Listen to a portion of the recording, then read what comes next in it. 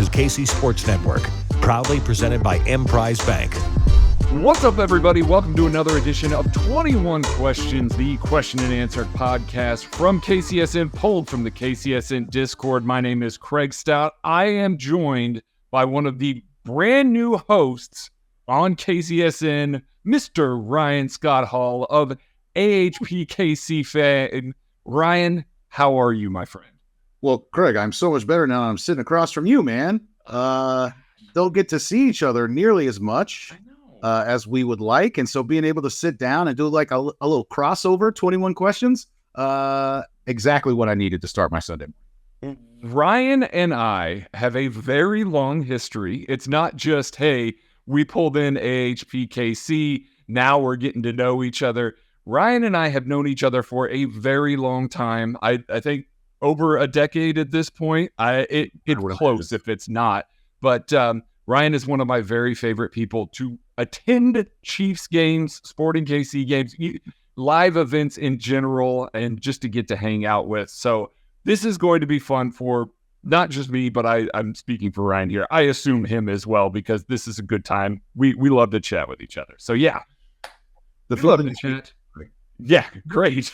We love to chat with the people of the KCSN Discord who ask us questions as well. If you are not a part of that, sign up for KCSN Daily. It is $30 a year. You get access to all of the film breakdowns, all of the articles that are going on in the KCSN Substack, and there will be a lot of them this year. We have lots of new writers, saying film breakdowns that you're used to, and you get access to this KCSN Discord where you can ask us questions here, starting off with our guy, Grayson Jaspers. Are we not talking about LJ, L'Jarius Sneed, going to IR after the 53 enough? It's something that has been kind of floating around out there, Ryan, and I don't know that we've really considered the full ramifications of L'Jarius Sneed going to IR. Hasn't been practicing, so what's your take on L'Jarius Sneed here going into the season? I think that he is the second most important player on our defense, and we haven't seen him in like a month. So that's a scary way to start the year. I think that any sort of rest so that he's ready when we're supposed to be playing our best football toward the end of the year, totally fine. If what you want to do is put him on IR to return, and really let him take its time, that's great. But I feel like we've just been thinking oh, well, he'll be back next week. He'll be back next week since July 20th. He came started. Yeah. He'll be back next week. It's been many next weeks and still nowhere to be found. It's kind of scary, really, if you think about kind of projecting forward, how that might impact his status in terms of his future with the team. I know that he's a little bit older than maybe folks would think. Thanks, Maddie, for telling me that earlier this week. But also just the fact that he's been dealing with little kind of nagging injuries, but now the guy's got so much knee swelling that he can't practice for a month. Not a good thing. Not a good thing. Not at the top of my joys list right now. No, it's a little bit scary how long it's lingered, how long some of these other injuries have kind of lingered with him. He is a guy they prioritize, a guy that they've been talking about all offseason that they want to pay. And if you're not able to stay healthy, it makes it much more difficult to collect. So I think that Shamari Connor, after seeing preseason week 3, I think Shamari Connor is probably the like-for-like guy that they're putting in there.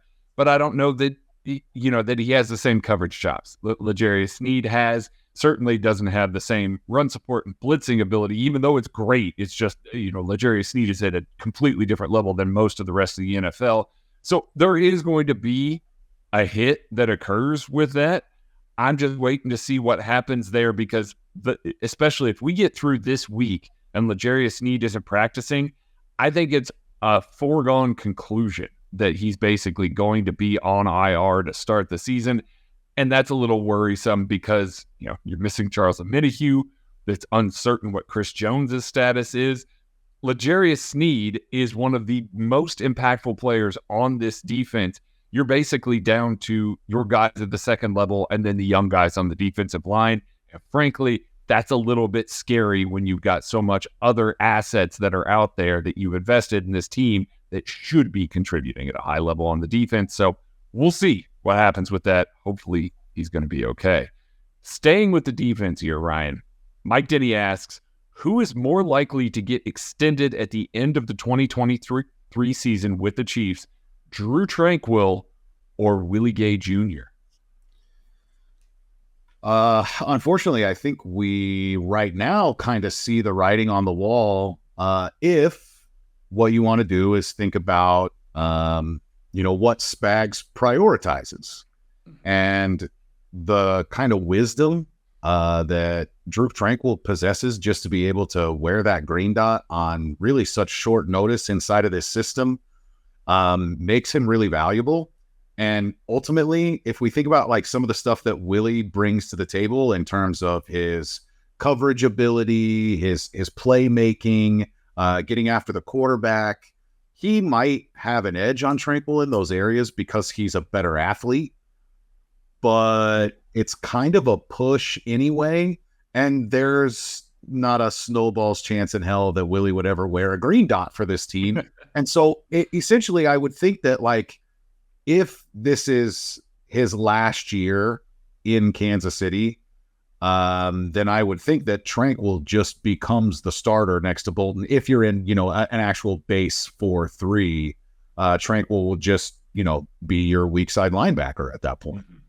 Yeah, especially since Chanel has come along far enough. I know there were some questions during the offseason. It's like, these are good problems to have. If Drue Tranquill starting at your will linebacker and you're having Leo Chanel and Willie Gay Jr. sort out the Sam, it doesn't appear that way in the base defense so far throughout preseason.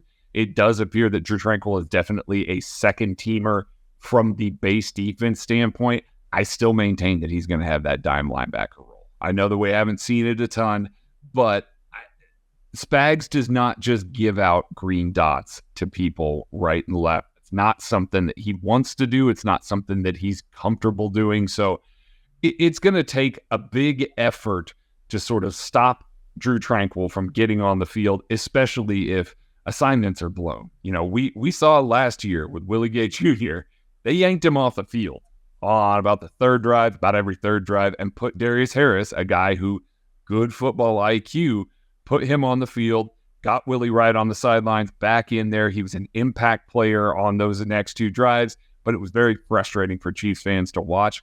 I am not going to be shocked if we get midway through the season and stuff like that is happening again, as well as Drue Tranquill being the dime linebacker. It's an uphill road to climb. I think that Drue Tranquill, if anybody, is probably the more likely guy. Heard a little rumors over the weekend that the Buffalo Bills really wanted Drue Tranquill. We know that the Chargers wanted to keep Drue Tranquill. Drue signed in Kansas City over those other two teams, and I don't know. He doesn't have a starting spot, so they've obviously told him that they got plans for him elsewhere. I would expect that they have plans for him for the future as well. Real quick on Willie, like I just don't know where he belongs, because I look at it, it's like he has all the physical ability in the world, but it kind of seems like his health and his brain have been holding him back a little bit since he got here. Yeah. But dude, the competition has gotten so thick that he just might be destined to thrive in another uniform, different opportunity. And I do want to point to Brandon Daly a little bit, because I don't feel like the defensive line was developing under him the way that we wanted. And then they switched him to linebacker, and we saw what Joe Cullen did with the defensive line last year. And I just wonder if Brendan Daly is the right coach for this group of linebackers, and if he's really going to be able to get the most out of that athleticism that Willie has. And I do think that we've seen linebackers like Willie have a ton of success in the league. Like, I think of guys like Devin White. He's the first one that comes to mind, playing next to a really smart guy and basically just, point and shoot sort of thing, see ball, get ball sort of linebacker. And that's what Willie is. And he makes a ton of plays that way. I'm not trying to take anything away from him, but the guy that those teams prioritize is the Levante David. Like, it's the guy on the interior that makes everything else go. It's the Nick Bolton. It's the guy that makes things go because he's seeing the game at a different level. He's helped covering up from some of that other stuff. There is still so much value in a Willie Gay Jr. being on the field, making the impact that he had. His coverage instincts, just his feel for it's unreal. Like the way that he drops into lanes and stuff like that, it's just second nature. It's not that he's reading out route distributions. He just feels it different. And there's room for that guy on the field for certain. I just don't know that that's the type of guy, at least under this current regime, that they're going to turn around and say, yeah, we need to give that guy big bucks to keep him on our team. So, yeah, I don't know there. All right. Just DRK asks, what's the % chance that Dickerson or Wise defensive tackles make the roster if Chris isn't back by cut downs? Ryan, you got a % that jumps to mind immediately? I mean, I think that Daniel Wise has showed well. And honestly, the way that he's built, he's kind of another inside-outside guy. I mean, I don't know how many reps he's gotten at defensive end. It sounded like maybe he got a few against the Brownies. But, I mean, how many defensive tackles are they going to keep?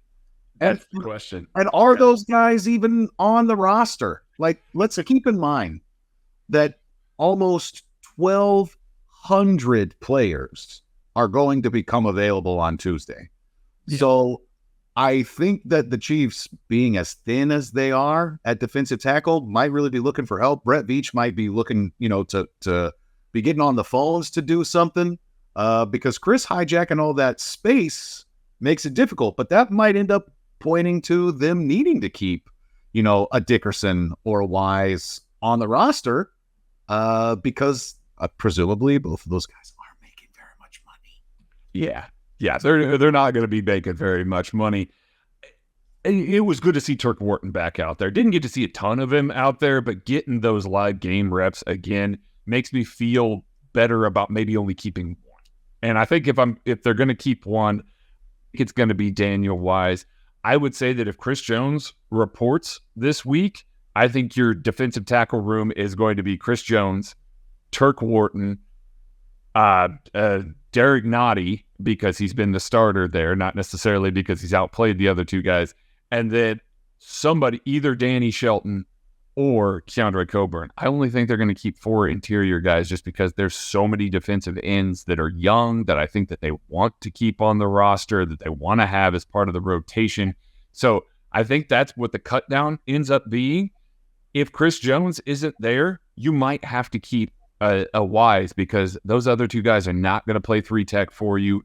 Certainly Mike Dana can kick in the dime, but you're not wanting him to do that on a base down standpoint. And Turk Wharton is not going to be playing 100% of the 3-tech, the snaps on the inside there. So I think that you would want to keep Daniel Wise there. So I still think that nose tackle rotation, I think there's 2 spots for 3 guys.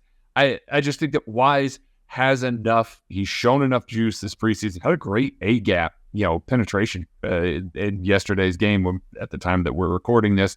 So it's one of those that I look at and I see a guy that has potential, can fill in multiple different places. Steve Spagnuolo likes that sort of thing. And even if not, I think they gave him enough reps all over the line and showing his versatility that if he does get cut, he'll find out. So I do think that he's going to get somewhere. I just don't know if he's making the Chiefs roster if Chris Jones is here. Honestly, it seems like the strength of their defensive ends is being able to move inside and passing situations. So like their rotation at defensive tackle is super strange to me, to where like I would almost think that they might just keep those nose tackles, give me Coburn and Sheldon and Nottie, because your 3-tech could just be a rotation of all these defensive ends and Turk Wharton. And don't get me wrong, I don't necessarily want them in there on a base down. I don't want 1st and 10 George Karlaftis lined up at nose tackle, but then you might just get real beefy on those base downs and put 2 guys together. I don't know. I mean, you're the X's and O's guy. I just know that it seems like maybe that's where the talent is right now at defensive tackle. It definitely feels that way. I think that drops some of your potential for splash plays, but maybe raises the floor, rather than, potential to give up 6 yards on a run or -2, maybe you kind of even that out. And it's like, okay, well, we're going to put the beef in the middle and just say, okay, if you're going to run the ball, you're going to get 2 yards. We're going to live to fight another down. We're going to get into our nickel rotation a little bit heavier and try and make our impact there. I can definitely see a path for that. It's just not something that Spagnuolo has done, but they also had a guy like Chris Jones on the roster. Kind of makes a difference. And we are going to take a break and listen to some people that are looking to make a difference for KCSN. Thanks for listening to KC Sports Network. Make sure you download our new app. Find it on the App Store or Google Play. Just search KC Sports Network. College football fans, are you ready for Week 1?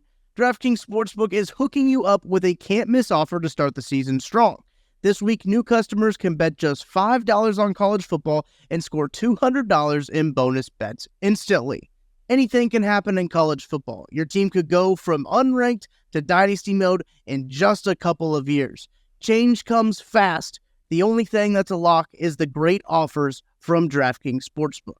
Life's more fun when you're in on the action, so here's what you got to do. Download the DraftKings Sportsbook app now and use code KCSN. New customers can score $200 in bonus bets instantly when they bet just $5 on college football. Only at DraftKings Sportsbook with code KCSN. The crown is yours. Gambling problem? Call 1-800-GAMBLER. You must be 21 years or older, physically present in Kansas. Bonus bets expire 7 days after issuance.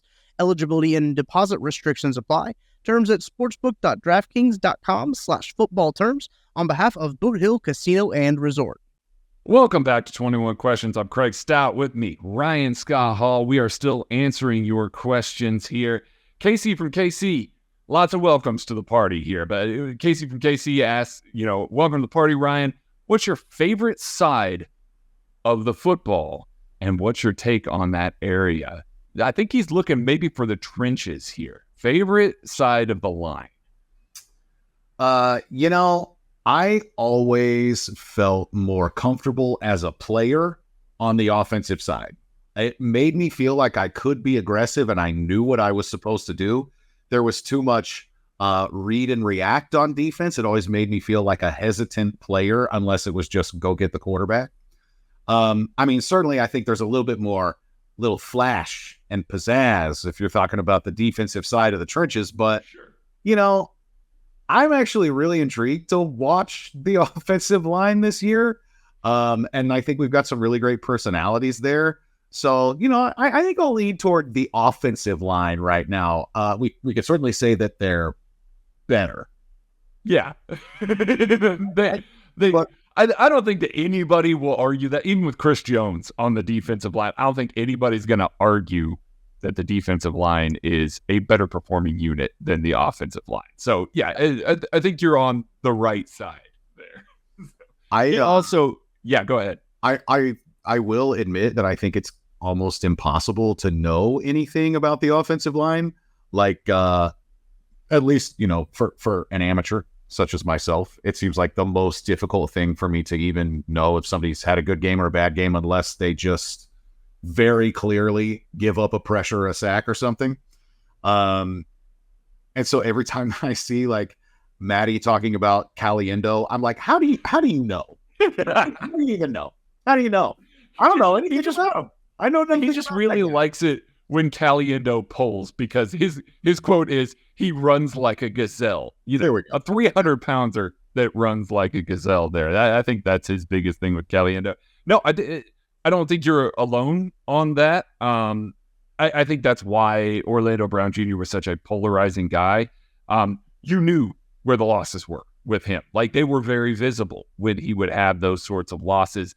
Certainly late in the rep, deep drops from like Patrick Mahomes and stuff like that. Mitchell Schwartz kind of tried to course correct some people's line of thinking there, but there were some that were bad losses, and they were very evident with him because his feet stopped moving. He was trying to catch the player a little bit and guy would run around him. It made it a lot more defined for people to kind of single those out and point those out. Whereas maybe you watch 40 Joe Tooney reps and, he loses on 3 of them. This is just me kind of spitballing out here. And maybe you don't see those within the structure of the game as while you're watching it. It's not quite as evident as maybe it is for some other guys. So, it is what it is. Casey from KC also asks you, what are your favorite Kansas City barbecue joints? Oh, like actual location. So here's the thing, man. Like when you have been eating Kansas City barbecue for as many years as I have, you get to a point where you say, well, look, if I'm going to eat brisket, I'm going to Q39. It's perfect. Yeah. If I really want French fries, I am going to Joe's. Period. It's going to happen. Mm-hmm. If I want burnt ends, I'm going to go to probably like Gates or Bryant's before any other place. But like I need a Z-Man every once in a while. And I absolutely love the ribs at Harp. There's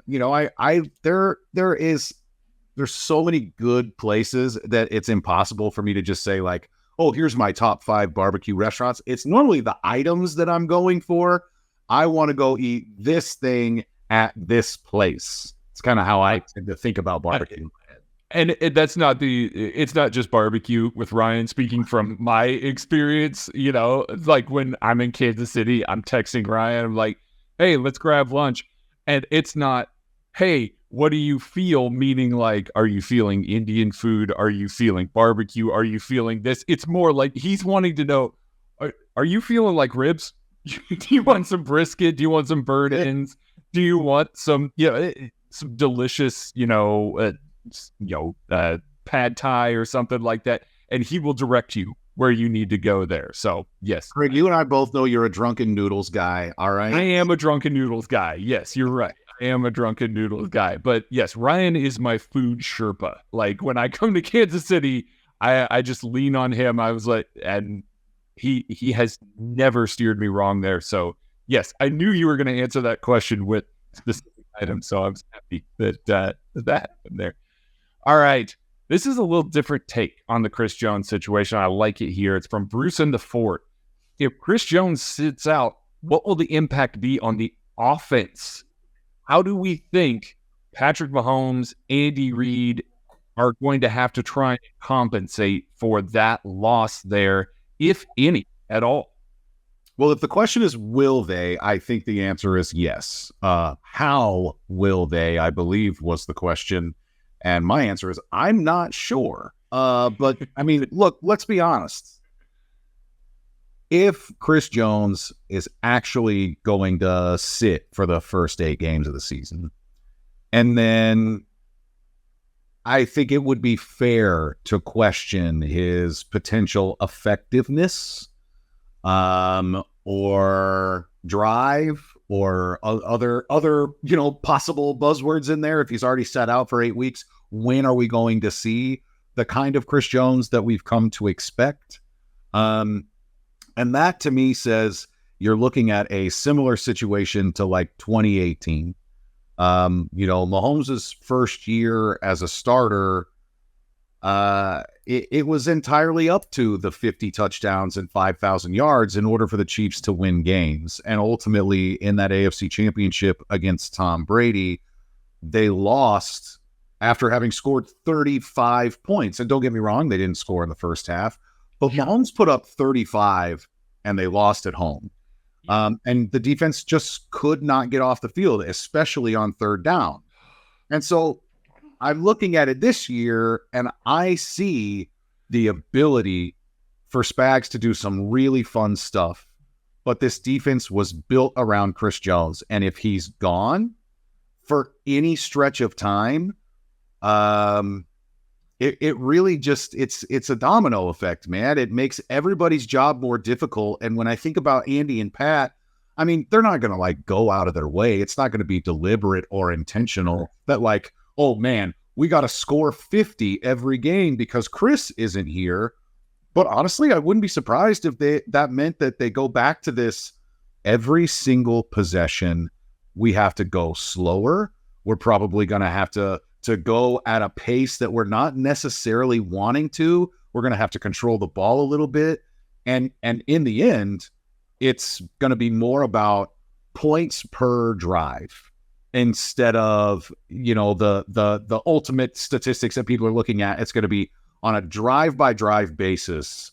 Are we punching it into the end zone? I think that's probably where the emphasis ends up moving to, if they're confident.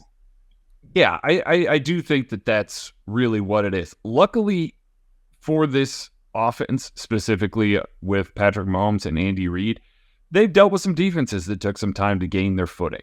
I know that everybody's just kind of looking at this and going, oh, if he's gone the first 8 weeks, this team is going to be awful. They're not going to be able to do much of anything, et cetera. No, I don't foresee that being the case. I know people are going to go back to 2021, which I did as well. Chiefs historically bad defensive start to just start that season. They come out of the first 8 weeks 4-4.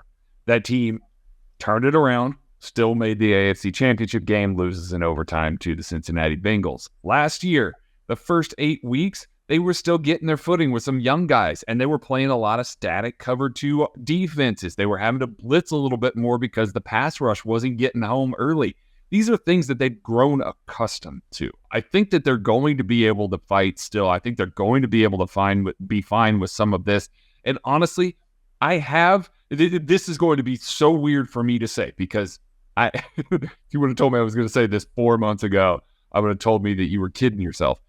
I have more faith in this offense this year than maybe I did going into last year. Yes, Juju Smith-Schuster was there. You still had a year younger Travis Kelce, but I don't know that I was super optimistic about MBS, and certainly the depth chart after that. Sky Moore, we hoped would be good, but that became apparent very early that they weren't going to give him some of the reps that we were hoping.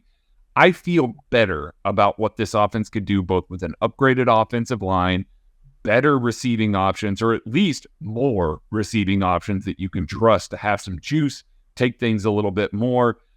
I just feel a little bit better about the offense as a whole, and then I feel a little bit better about the secondary as a whole as well. So yes, Chris Jones out there is going to make a big difference. I think the offense is going to have to score more than they would like to, but I do think that it won't be one of those things that it's like, okay, this is going to be 50-51 every single week because the Chiefs offense has to have that. I do think it'll be a better defensive performance than we're expecting, even if they have to ramp it up a little bit on offense here. Okay. Andy Nagel asks, are people making a bad comparison by comping the Tyreek Hill and Chris Jones situations? It seems like this team, A, wants to keep Jones, and B, replacing Jones is harder, at least for them and Patrick Mahomes, than replacing Hill was. How do you feel about this comparison throughout this entire offseason, Ryan? I mean, I think if you zoom out a little bit, the biggest difference is baggage. I can't look at Chris Jones the same way that I looked at Tyreek Hill, because Chris Jones didn't have the same questions off the field.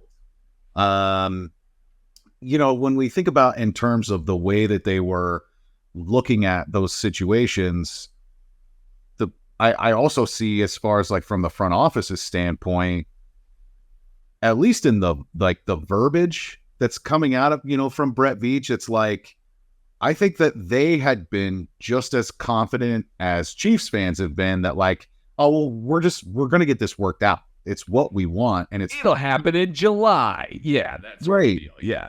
And they knew pretty instantly after Devontae Adams signed that contract with the Raiders that it was like, okay, so Tyreek and Rosenhaus are coming in here and they're going to be asking for like $26 million a year. He wants to be, period, the highest paid receiver in the league.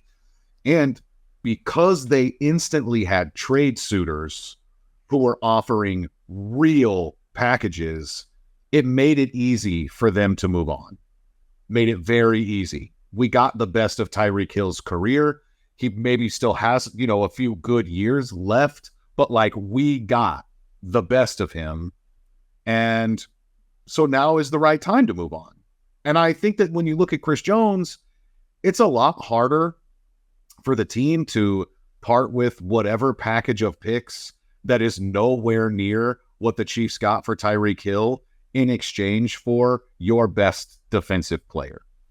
I would think that if they even entertained trades, I don't think that they were getting more than maybe like a couple of day 2 picks. And you're looking at it, it's like, do we want arguably the best defensive tackle in the league? Or do we want a couple of, as our buddy Ken calls them, lottery tickets, I guess. We're just being able to take some shots in the draft. And I mean, I just think that they always thought it was going to get done. And unfortunately, it hasn't to this point. I don't think it's necessarily a bad comparison. It's just that the circumstances have certainly been different in a few areas. Yeah, I get why people make that comparison. I did, the logical leap there. You're trying to take care of your cornerstones, your foundational pieces, players that you've taken care of before. Now it's time for another contract. You got to take care of them again, sort of deal. Like it's not a big logic leap to get there. I do think the part that you said, the Davante Adams money coming in over the top, basically resetting the market there all of the sudden, and that happening in March, all of the sudden kind of pivoted away from everything. Whereas the defensive tackle market, I don't think anybody's looked at this, at the defensive tackle contracts that have been signed since Aaron Donald and said, oh, wow, that's more than I expected that guy to get. Or, oh, wow, they really broke the bank with that. No, if anything, every one of these guys that's come in, even Quinnen Williams, who is a ridiculously ascending player that's the 3rd best defensive tackle in the league, arguably the 2nd last year behind Chris Jones, he got $24 million. Like, it was supposed to try and close that gap between Aaron Donald and the 2nd highest player. And that's what I think everybody was kind of waiting on, whether that be Chris's representation, Chris himself, the Chiefs trying to make sure that they're not overpaying based on the market.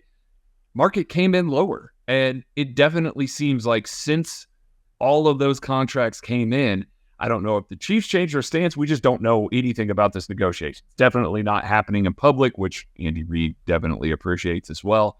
But I do think that when all those contracts came in, some of the, for lack of a better term, some of the leg to stand on for getting to that $30 million mark, that $31 million mark that Aaron Donald had was kind of gone, because they trying to close up that gap, even though Chris Jones was the best defensive tackle in the league, 3rd in defensive player of the year voting.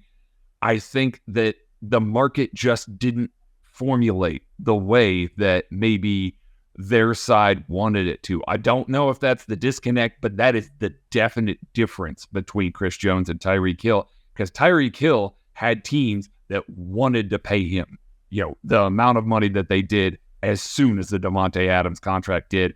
I don't know that that's the case for Chris Jones, and it's certainly late enough in the year that they don't feel like they're confident in trading him. We are also late enough in the podcast that we need to take another break. So we're going to take one, and we'll be right back. Thanks for listening to KC Sports Network. Make sure you download our new app. Find it on the App Store or Google Play. Just search KC Sports Network. What's good, everybody? It is Ben Heisler from Benny and the Bets here on KCSN. And if you are ready to go the distance and improve your golf game like I am in the process of doing, I want you to head on over to PXG right here in Kansas City and take the PXG Gen 6 Driver Challenge. They are confident in the Gen 6 that they're putting their money where their mouth is. If their Gen 6 driver does not deliver more distance, more carry and roll, higher dispersion compared to your current driver when you go in for a fitting, they got you covered with a $100 MasterCard reward card. That's it. Go in for a driver fitting, see if your driver is up to their driver, and if it is, you get a $100 MasterCard reward card in the process. This is an unbelievable opportunity to upgrade your game with a custom fit PXG fitting.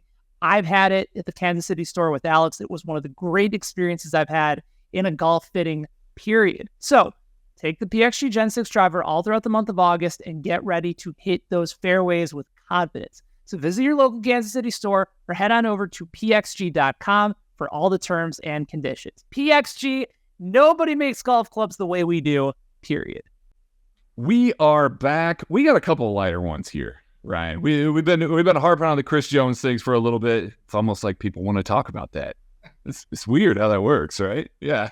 So we got a couple lighter ones here. Lee87 asks, your favorite hiking spot? Like anywhere? Anywhere, buddy. Anywhere.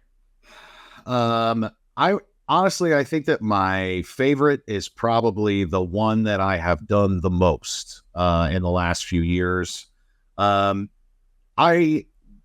was it? 3 years ago, graduated college. I had spent a few years in Warrensburg at the University of Central Missouri, and right outside of town, just a few miles from the place that I was living, is Knob Noster State Park. Even from Kansas City, it's only maybe like a 75-minute drive or so. And they have a couple trails on there that, depending on how far you want to go, you can get up to, an 8 or 10 mile loop.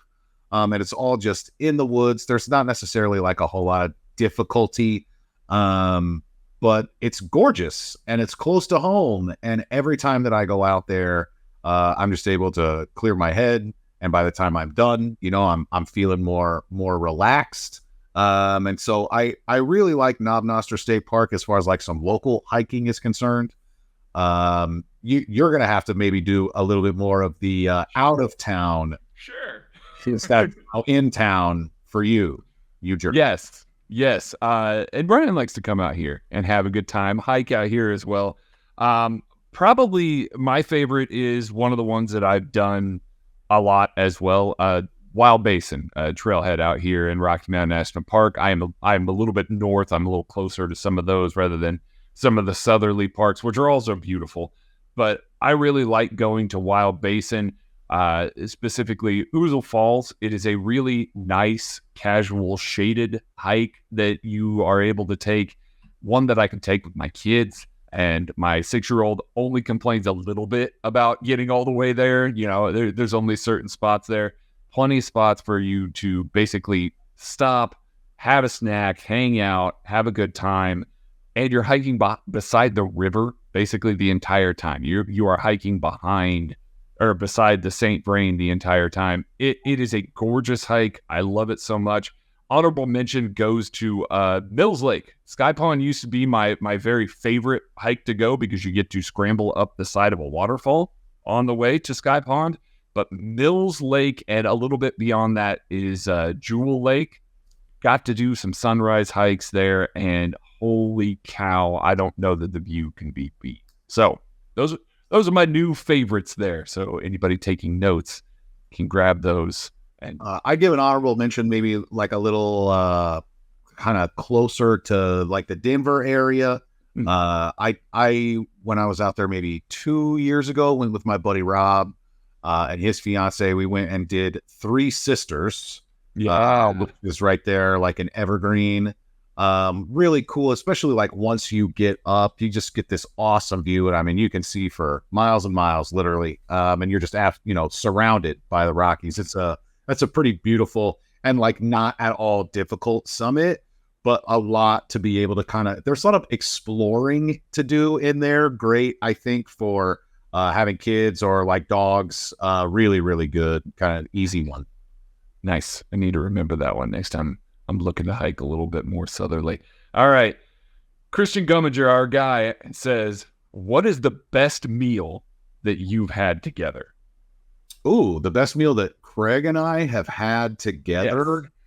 Yes. I mean, it was probably in a parking lot, I would imagine. One that is jumping out to me right now. I want to say that it would have been the season opener for Sporting Kansas City. Mm-hmm. It fell on St. Patrick's Day. Was the opener. And I believe somehow that was also the day that Eric Winston signed with the Chiefs. I exclaimed a lot. I was very excited and inebriated. I don't even know what we ate. I want to say that was the day that we made like Italian beef, but Yeah, that's what I'm saying. on St. Patrick's Day. I don't know what we were thinking, so I'm not sure. I wasn't sure. Yeah, I think it was the Italian beef because was that the one with the hanger steak? No. Oh, was it the hangers? Oh, shoot. I have no idea. Meals together. I like to think that on St. Patrick's Day, I probably that we would have done a little bit more theme. But I probably brought Guinness, and Jameson, and we just did a bunch of car bombs in the great in the parking lot. Breakfast of Champions. Yes, absolutely. I one of my favorites. Ryan makes the best biscuits and gravy that you've ever had. Like I don't care. Listen, my mom made awesome biscuits and gravy as well. Hers were the best until I met Ryan and had his biscuits and gravy. I've had them several times at this point now, but I think the one that I remember the most was also the very first time that I met Ryan in the Arrowhead parking lot. And I believe was the first time that I met in person BJ Kissel as well. I believe he was at that tailgate that you put all of that together. It was delicious. Absolutely delicious. Probably my number one most requested item is biscuits and gravy. In fact, I believe we're doing a little breakfast for dinner tonight. Okay. Listen, when I finish recording this, I'll start towards the airport. I'll head your way. It's worth it. It's worth it for me. That was great, man. As far as not meals that only Ryan can make, the other best meal that I've had. When we were at the draft this past time, we went to, you're going to have to help me with the name of it, Ryan. Curry leaves. Curry leaves. Yeah, curry leaves. Holy cow. It was all of us KCSN guys. Ryan and Dirk were there as well. I ate too much that day, and all of it was just top-notch delicious. So that one was really fun for me because not only were you and I getting to eat together, it was all of us sitting around talking football. It's really good. So yeah. Shout out to Curry Leaves right there in Oakland Park off Metcalf. It's a family-owned restaurant. And I absolutely love what they're putting together, and it's super duper consistent. But I mean, ultimately, Craig, I don't think I've ever had a bad meal with you. Some of it is the company, but like we both like to eat. And when we tailgate, like we really do it up right. And man, I mean, I love to break bread with Craig. I know. It's one of my very favorite things. I get very excited about eating with Ryan. Very insanely excited. So, all right. Isaac Q asks, what are you most excited to watch this season about this team? I'm excited to see how the offense evolves when, to me, I think the strength of the offense now in terms of the skill positions. I mean, certainly it's always Andy and Pat.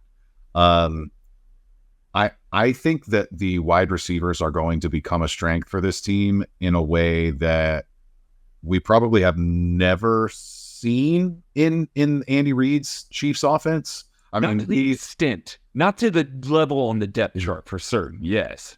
I mean, last night, don't get me wrong, in the wee hours of the morning, was doing the same thing that I think, many of our contemporaries have started to say, where it's just like, man, they might keep 8 receivers and just shift Tony over, to IR to return or something.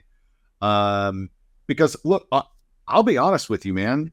When I look around at that wide receiver room and I see how many of these guys are young and exciting, if you start rattling off the names, and especially if you think about a guy that I think we all are hoping that we continue to get looks at in Nico Remigio on top of this other list.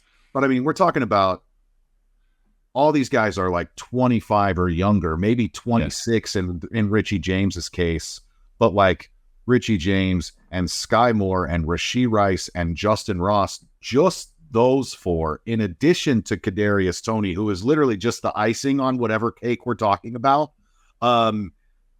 there is a really exciting collection of talent at wide receiver. And because of that depth and Mahomes' ability to spread the ball around, and as long as he's here, Travis's ability to open things up and take so much of the defense's focus, I can't wait to see what he does with all of these weapons. And I didn't even mention a guy like MVS because I'm not particularly... But I don't think he's going to be here long term. This is probably his last year in a Chiefs uniform. And really, I started thinking about this. We've got so many receivers, right? I didn't even mention Amir Smith-Marset as a guy that is 25. I mean, it's another guy in that room. Let's say like MVS for Carl Lawson. Who says no? Ooh, see, okay, you're going down the path that I was already going down. The depth on this wide receiver room is so strong. Listen, and we're just speculating here. I would absolutely make that trade in a heartbeat. We're just speculating here. And this is one of the things, the amount of consternation that we had about the wide receiver room, specifically around DeAndre Hopkins time. I was on there. It's like, hey, this team needs a guy that can win. This team needs a guy that shows that they can separate, that they can be a threat, that they can win. We are 3 weeks through the preseason, which take what you will from the preseason and all of that. I'm to the point where I'm looking to see what I can offload out of this very strong room. Amir Smith-Marset and MVS have a lot of overlap in their game. Both of them are vertical threat kind of guys. Both of them are a little bit bigger, can kind of get upfield a little bit. I thought it was hilarious that after ISM's big, long touchdown in preseason week 3, MVS is the guy that's the first one over there to run and celebrate with him. It was like the Spider-Man meme. You know, they're pointing at each other. They're like pretty identical. They both have 3 names. I mean, the continuation of all of that is endless. I think that people are looking at, Justin Watson as another guy that they look at and go, well, what does he bring that some of these other younger guys don't? And I mean, again, we've talked about this before. It's consistency. It's knowing the offense. It's the ability to line up in all these different places, not having to scale things back. Andy Reid wanting to keep the playbook wide open. Both of those guys and Richie James are making this roster, but there are enough questions about Nico Remigio, Amir Smith-Marset, and what they could actually bring to this offense, not from a practice squad perspective, but what they can actually bring to this offense to make me all of a sudden have that little nagging moment in the back of my head that says, hey, do they really need all of these vets? The answer is yes. Andy Reid wants all of them, but it does kind of nag at me a little bit. It's like, do they just full pivot over to youth and just say, hey, listen, we got Mahomes. We believe in these young guys. We believe in the future enough. Let's just go ahead and sever that tie and make it happen now. I don't know. I think that, honestly, if you even wanted to expand the answer and basically just say, I want to watch the young players on this team. Yeah. Because the defense is so loaded with young talent too. And certainly that's, Craig's specialty. But think about it. You've got 2 first-round draft picks rushing the quarterback. You've got, a bunch of mid and late round picks in addition to a guy why is McDuffie? There we go. Trent. You've got 1 high pick and then a bunch of like middle and late round picks in your secondary. That defense is so young and so loaded with talent that, like, honestly, especially if Chris Jones does miss some time, thanks for hijacking another question, you friggin' jerk. But I do think, especially if Chris Jones is missing, like getting to see Spags go to work with the collection of talent that he does, figuring it out, because that at times he will, and that defense will look great, despite whatever challenges they might be facing. Honestly, I'm just excited to watch the Chiefs. Yeah. Football is currently happening, but it's about to really, really happen. No, you know what the answer is? The obvious one, and you alluded to it. It's just watching Patrick Mahomes continue the legacy. Like that's what it is. He's a Hall of Famer already. Let's see him chase GOAT status at this point. So yeah, that's really what it is.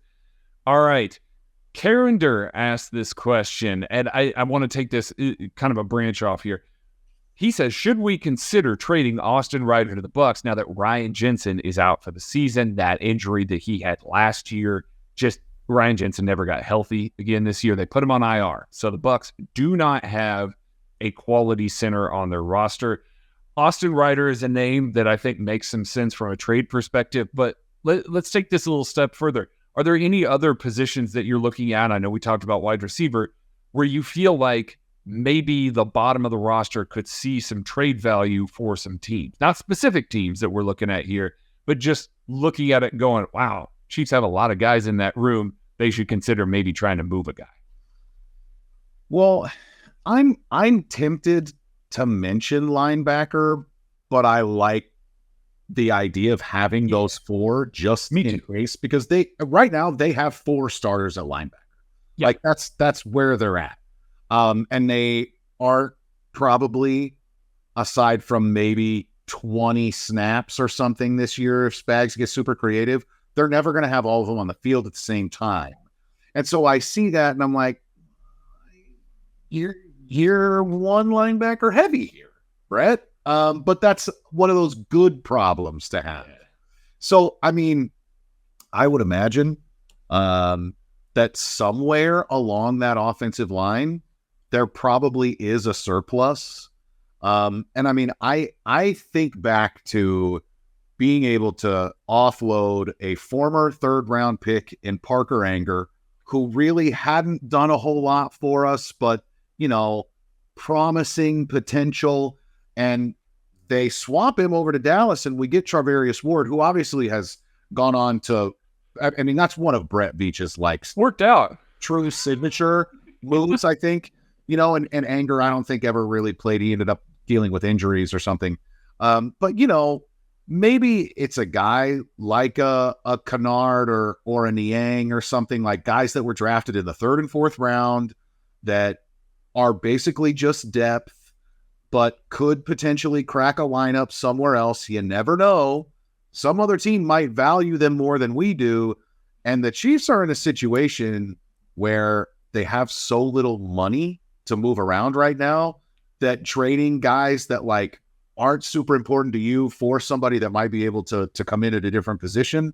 That's really kind of like the Brett Veach special. He likes to make a trade or two really between now and week 6. He's going to make a couple moves and it might, you know, be player for player type of stuff.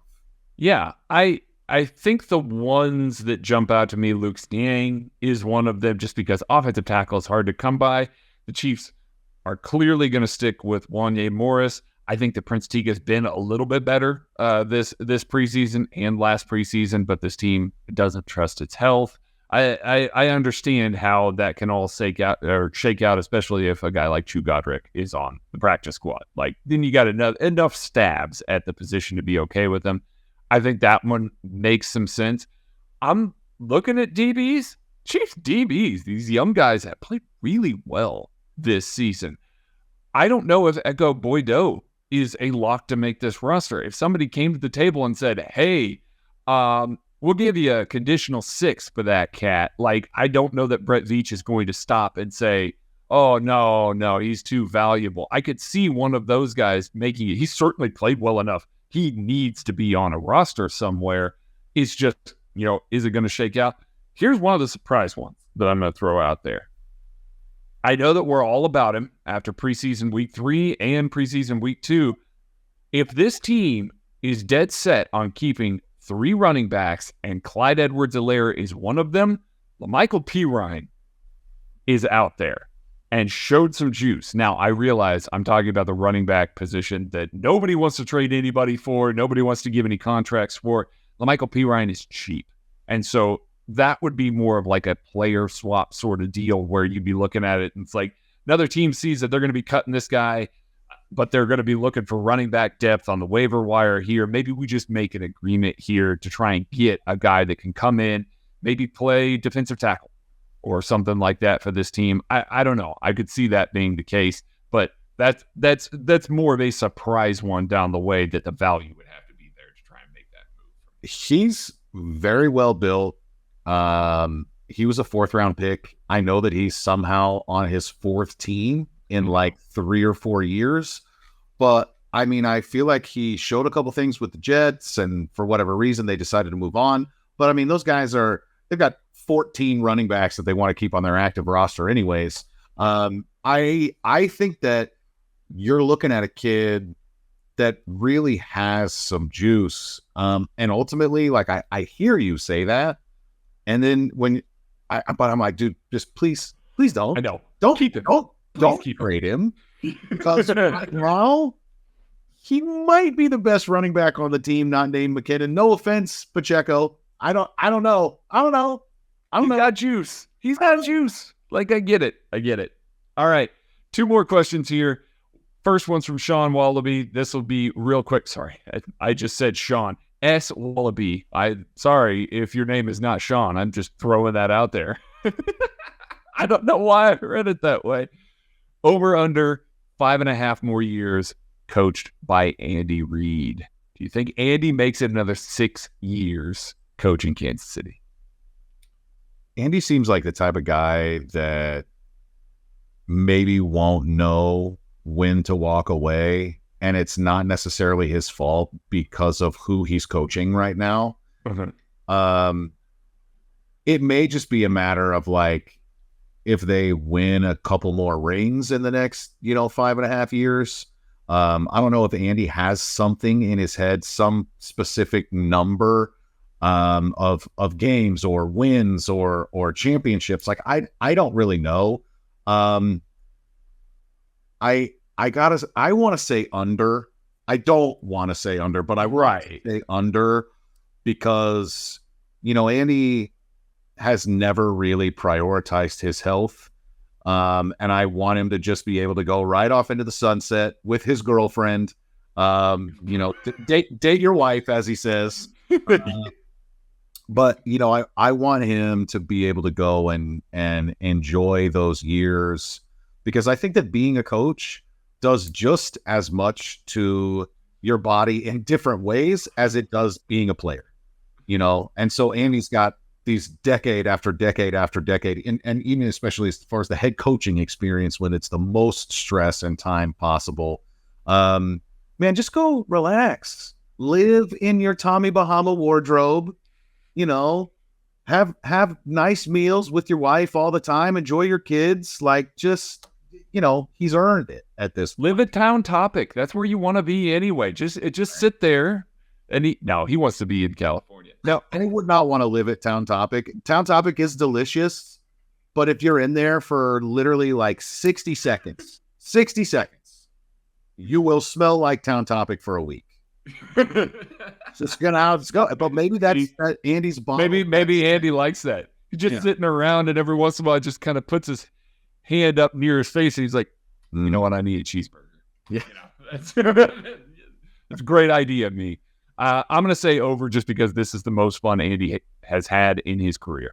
And for the same reasons that you're saying, I don't know if I feel comfortable putting money on the over just because of the health aspects and all of that. Like, he's going to do it for as long as he can physically do it.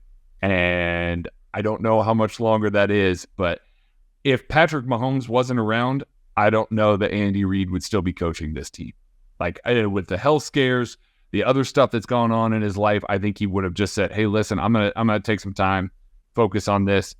I think the fact that this is, for lack of a better term, easy now, having the easy mode of having Patrick Mahomes as your quarterback, that doesn't mean that Andy's job got easy or anything like that. I'm not trying to say that, but he gets to have more fun. He gets to do more of what he wants to do and the ideas that he wants to implement. I think that'll keep him coming back until Patrick is to the point where he's done. I don't know. Like, I think I could see them both just being like, "Peace, we're out together," and that's a long time from now, hopefully, for Chiefs fans.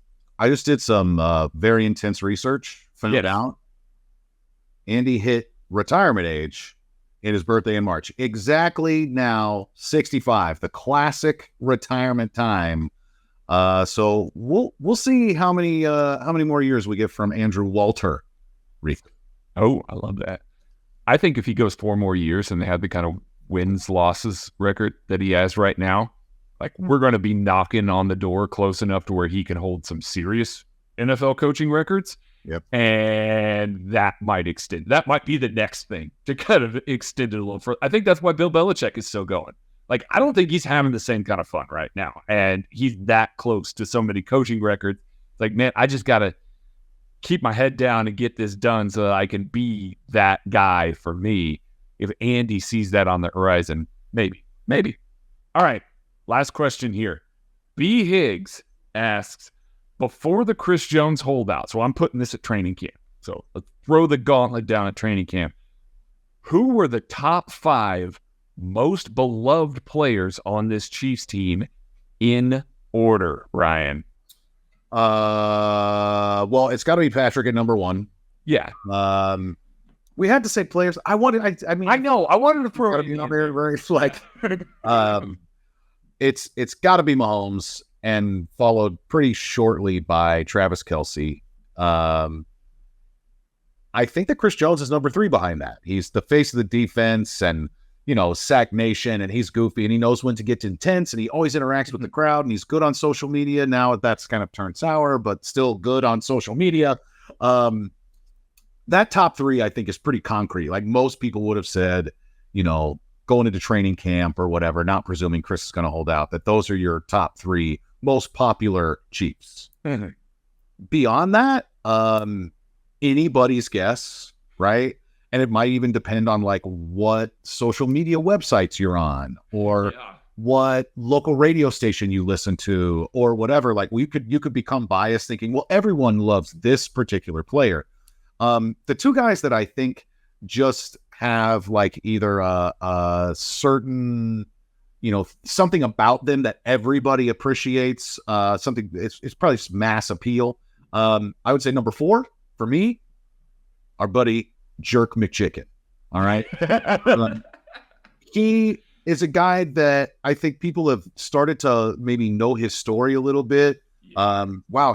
That guy was a college quarterback. Oh, he was really good as a compliment to Adrian Peterson. Oh, he signed up like a real running back contract to go play in San Francisco. And then he loses 2 years of his career. But mostly I think what everybody knows is that sweet, sweet chin music that he gives every time he chips a defensive end or some kind of a blitzer trying to take Mahomes down. And, oh, by the way, he led all NFL running backs and receiving touchdowns last year. I think that people really like, I guess they probably call him Jet, but listen to Amateur Hour and you'll hear that his name is actually Jerk McChicken. I would put the Jerk at number 4. And number 5, I am just capitalizing on recency bias. I would say that number 5 is Felix.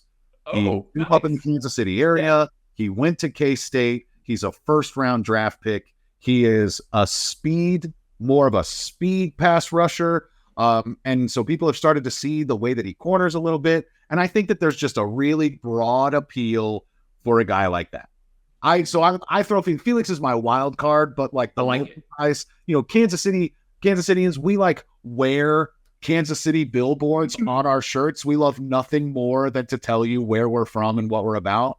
And so having a guy like Felix on the team is honestly why Clark wouldn't let them trade out of the first round. Yeah, no, I don't disagree with that sentiment. Okay, my list. I got a lot of differences here. So number 1, Clyde Edwards-Helaire. No, I'm kidding. Kidding. Somebody had to go there. No, it's Patrick. Patrick is number 1 with a bullet. I'm going to put Chris Jones at number 2 before, again, this is before training camp, before the holdout. I remember a time not so long ago where Travis Kelce was kind of viewed as this kind of screw up. Oh, he gets a lot of personal fouls. He does a lot of this. And like, there was a section of this fan base that wasn't the biggest Travis Kelce fans. And even when Alex Smith was traded, Travis Kelce is sitting there kind of pining for his old cornerback. And that, I think people remember some of that. I also remember a time where Chris Jones was in Arrowhead and criticized the fans because they weren't buying enough tickets, to fill it. I believe it was after a Vikings game, maybe. It was after a Vikings game, and it was pretty loud for Minnesota. I remember that instance and having conversations about that. And Chris Jones was Teflon with that. Like that was one of those things. I think Chiefs fans just genuinely love the personality, the person, and things like that. And so when those sorts of instances occurred in the past with Chris Jones, I think they just kind of look past it because they love that individual. And that's my delineation between 2 and 3, because Travis Kelce would be 3. What's your take on that? The people apparently have decided, I asked the question, what's worse? Recording a reality show during an NFL season, leaving town, skipping practice to go flirt with women on E-Entertainment. People remember that. Yeah. Or calling out the fans because they, sold some tickets to help pay the mortgage. And the people have chosen. You can call us out if it's fair criticism, Chris.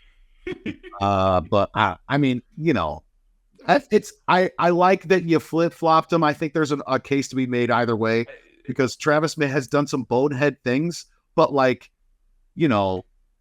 throwing the ref's flag or making the jerk-off motion or whatever, were things that some people hated him for. Those are like top 2 moments for me. Yeah, those are top 2 moments for me. This is not my personal list. We're just talking about beloved players in Kansas City, because my personal list would look a lot different. But yeah, no, I think that those are the top 3. I'm going to put L'Jarius Sneed at number 4. I think that it is similar to Jet McKinnon. When people Jerk McChicken, when people started digging into LJ's story and how he came out and, this day 3 guy that's become such this impact player, I just think that, they fans, especially, this is before training camp here, I think fans were expecting a career year for LJ this year. I think they were expecting that this was going to be the guy, one of the guys on the defense. And because of the backstory, because of who he is, I think that endeared him to a lot of different people here. Number 5, again, this is before training camp. So if it was after training camp, Justin Ross would be on this list for beloved in Kansas City, because that man, holy cow. Brett, if you want to start riots in Kansas City this week, cut Justin Ross. Like, you find out what happens there. Break out the pitchforks, people. There's no way. No way. But similar to your Felix pick, I'm going with Nick Bolton. Local kid, guy that's a Pro Bowler, playing really well, was a key part of, even though the defense didn't play particularly well, Nick Bolton did. So was a key part of all of that. I'm going to put him in at number 5 as the guy that, this fan base really loves, and loves the way that he plays. You mentioned McKinnon's ability to stick his nose in there, make some hits and stuff like that. People love a good linebacker in this town. Ask Derek Johnson. They love a good linebacker in this town, and Nick Bolton is their best one. So yeah, I'm going with that. That's going to do it for this episode of 21 Questions. I thank Ryan for joining me, my friend. We will get together. We will do this again soon. We will chat again soon as well. I think if you have not listened to AHPKC this week yet, go back, listen to it. They're new this week, and they'll be new again this coming week. They'll be with us for the rest of the season going forward here. My name is Craig Stout. Please be kind to each other, and we will catch you later.